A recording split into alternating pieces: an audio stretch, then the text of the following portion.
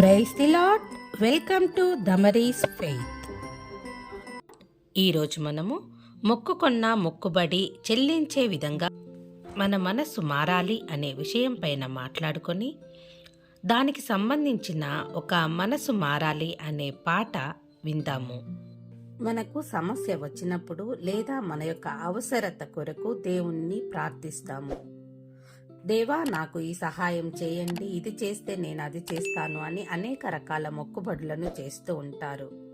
అయితే మీరు ఏదైతే మొక్కుకుంటారో ఆ మొక్కును తప్పకుండా చెల్లించాలి, లేదా మీరు ఆ మొక్కును మొక్కుకోకుండానైనా ఉండాలి. బైబిల్లో ఇలా వ్రాయబడి ఉంది.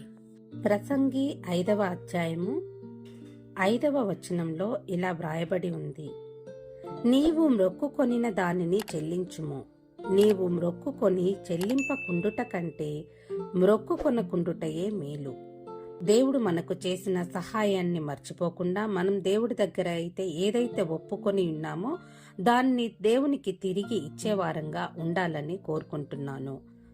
మీ యొక్క జీవితంలో ఎప్పుడైనా ఇలాంటి మొక్కుబడి చేసి ఆలస్యం అవుతూ ఉంటే దాన్ని సాధ్యమైనంత తొందరగా మీ యొక్క మొక్కుబడిని తీర్చుకోవడానికి ప్రయత్నం చేయమని కోరుతున్నాను. మన దేవుడు మొక్కుబడి చేస్తేనే మన సమస్యలను తీర్చేవాడు కాదు. కనుక పొరపాటున నోరు జారి నువ్వు నాకు ఇది ఇస్తే నేను నీకు అది చేస్తాను అని మొక్కుకోకండి. ఒకవేళ మొక్కుకున్నట్లయితే ఆ యొక్క మొక్కుబడిని చెల్లించండి. మన దేవుడు ఎలాంటిది ఆశించకుండా సహాయం చేయగలిగిన గొప్ప దేవుడు. అలాంటి దేవుడు కలిగి ఉన్నప్పుడు మీరు ఆ మొక్కుబడిని మొక్కుకోకుండానే మీ యొక్క సమస్య నుండి బయటపడటానికి ప్రార్థన చేయండి. అందులో తప్పు లేదు. ఒకవేళ నాకు ఆ సమస్య నుండి బయటపడగలిగితే నేను నా దేవునికి ఏమైనా ఇవ్వాలనుకుంటున్నాను, ఏదైనా చేయాలనుకుంటున్నాను అని మీరు కోరుకున్నట్లయితే మీరు మొక్కుకున్న మొక్కుబడి ప్రకారంగా జరిగించండి. హన్నా కూడా మొక్కుకున్న మొక్కుబడి ప్రకారము సమూయేలును దేవుని ఇంటిలో ప్రతిష్ఠించింది.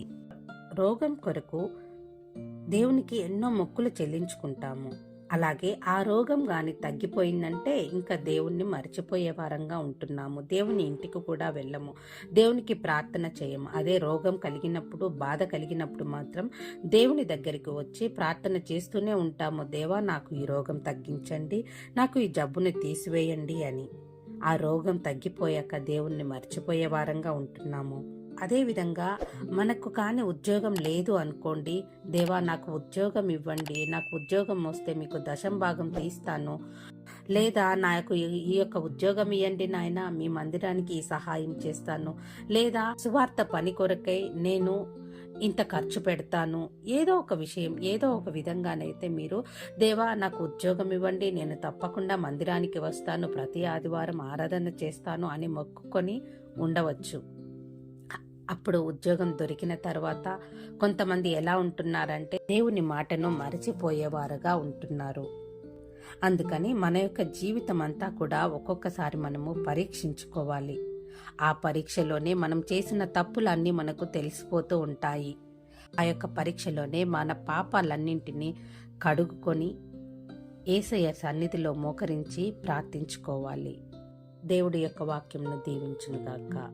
మన యొక్క మనస్సు మారాలి అని ఈ పాటను ఒకసారి విందాము. మారాలి మారాలి నీ మనసే మారాలి, మారిన మనసే దేవునికిస్తే ఫలితముంటుంది. మారిన మనసే దేవునికిస్తే ఫలితముంటుంది. మారాలి మారాలి నీ మనసే మారాలి, మారిన మనసే దేవునికిస్తే ఫలితముంటుంది. రోగం కొరకు దేవునికెన్నో మొక్కులు మొక్కుతారు. రోగం కొరకు దేవునికెన్నో మొక్కులు మొక్కుతారు. ఆ రోగం పోతే దేవుని మాటే మరచిపోతారు. ఆ రోగం పోతే దేవుని మాటే మరచిపోతారు. మారాలి మారాలి నీ మనసే మారాలి. మారిన మనసే దేవునికిస్తే ఫలితముంటుంది. మారిన మనసే దేవునికిస్తే ఫలితముంటుంది. కొలువుల కొరకు దేవుని ఎంతో కోరుకుంటారు.